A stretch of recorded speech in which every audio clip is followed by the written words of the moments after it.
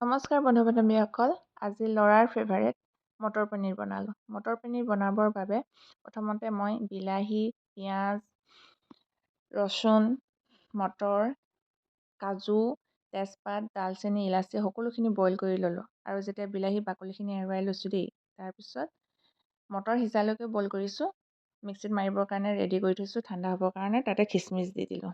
তাৰপাছত পনীৰ কেইডোখৰ ভাজি লৈছোঁ। পনীৰ নভজাকৈও দিব পাৰি, কিন্তু মই ভাজি ল'লে ভাল পাওঁ। গৰম কেৰাহীত অলপ তেল দি দিছোঁ আৰু সেই পেষ্টটো দি দিলোঁ।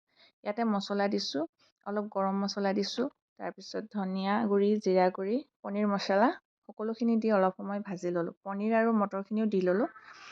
তাৰপিছত সেই বইল কৰা পানীখিনিকে দিছোঁ দেই, পেলাই দিয়া নাই। যিখিনি বইল কৰিছিলোঁ সেইখিনি দি অলপ সময় ভাজি উতল দিলোঁ। তাৰপিছত মোৰ হৈ গ'ল মটৰ পনীৰ। নমোৱাৰ আগে আগে মই অলপ কষ্টুৰি মেথি দিছিলোঁ, সেইডোখৰ ভিডিঅ' কৰিবলৈ নহ'লে।